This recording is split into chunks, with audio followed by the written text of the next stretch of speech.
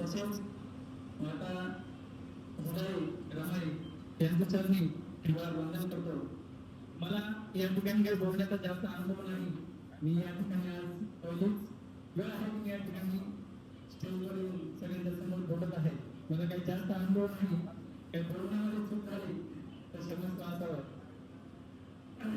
मी राम तुकाराम मस्के 9वी या ठिकाणी पुण्याला शिक्षणासाठी होतो. मी म्हणून लातूर जिल्ह्यामधला आहे, पण मी आता याच ठिकाणी रहिवासी झालेला आहे.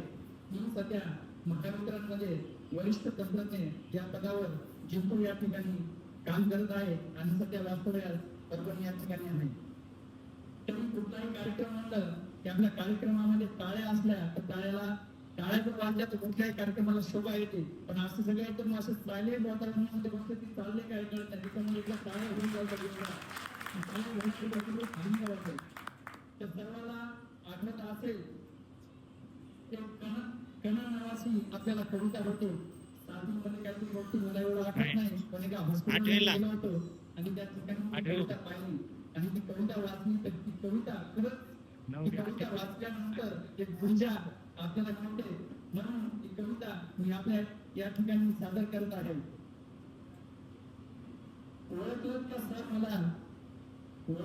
सर मला पावसात आला कोणी, कपडे होते कदमलेले केसावरती पाणी, शंभर बसला नंतर हसला बोलला वरती पाहून, गंगा माई पाहुणी आली घाटात गेली राहून, माहेर वासनी पोळीसारखी चार भिंतीत नाचली, मोठ्या हाती जाईल कशी बायको मात्र वाचली, भिंत कचली चून मिळली होते नव्हते गेले, प्रसाद म्हणून पापण्यामध्ये पाणी थोडे ठेवले, कारभार मिळला घेऊन संगे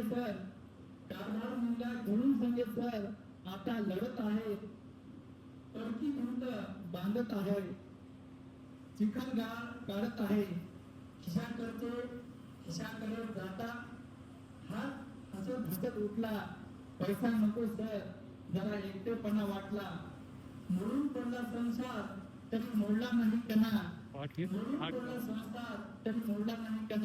पाठीवरती हात ठेवून नुसते लढ म्हणा.